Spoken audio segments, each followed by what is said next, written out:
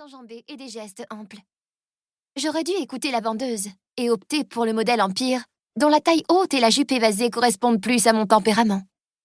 Enfin, l'avantage du bustier, en cas de températures extrêmes comme aujourd'hui, c'est qu'il évite les auréoles sous les aisselles.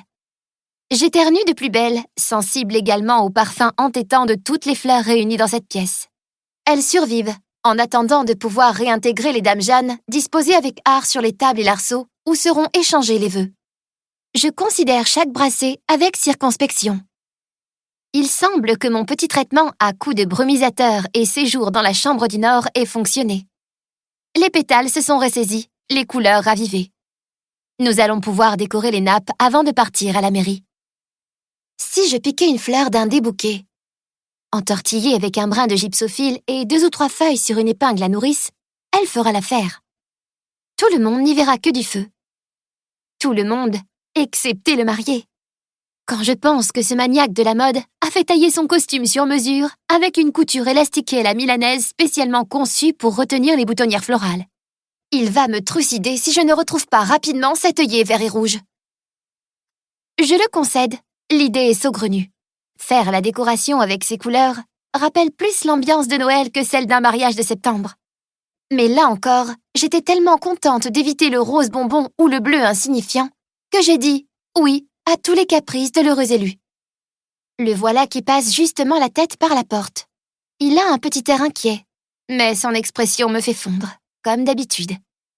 Ma mauvaise humeur s'évapore plus vite que ma transpiration. Ariane, si tu ne la trouves pas, ce n'est pas grave. Je porterai la pochette en soie fournie par le tailleur.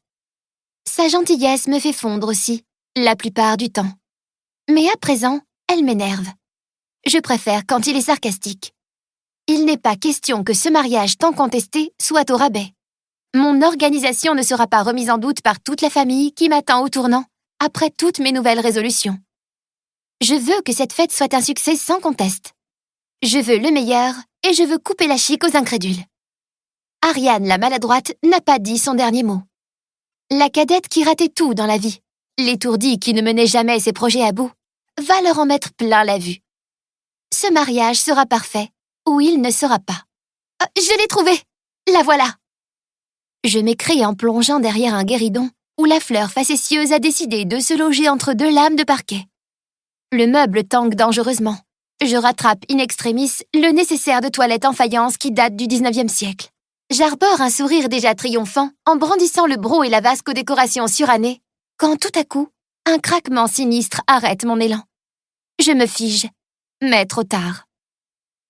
Juste ciel, Ariane! Ton fourreau s'est déchiré! Merci pour cette information top secrète. Je me suis bien rendu compte du courant d'air qui s'insinue jusqu'à mon soutien-gorge bandeau. Je fais volte-face, mais au lieu de lui balancer sa fleur à la figure comme mon instinct me le commande, je le dévisage en riant. Tu voulais être sexy, mais là, c'est exagéré, ma belle. Tu sais que c'est ma technique spéciale de diversion. La robe en lambeaux. En une enjambée, il est déjà contre moi et défait la fermeture éclair qui me compresse. Ses doigts m'effleurent à peine quand il examine la pièce d'étoffe soyeuse.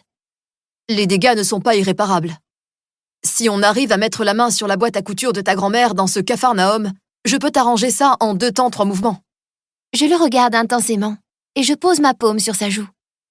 Il est rasé de près, comme toujours, et sa peau, contrairement à la mienne, n'est même pas moite. Une émotion sincère m'étreint la poitrine avec plus de force que le bustier coupable. Tu crois que c'est une occupation de dernière minute pour le futur marié? Tu as quelque chose de plus intéressant à me proposer? Nous sommes sur la même longueur d'onde. Il me fait un clin d'œil et me débarrasse complètement de ma robe.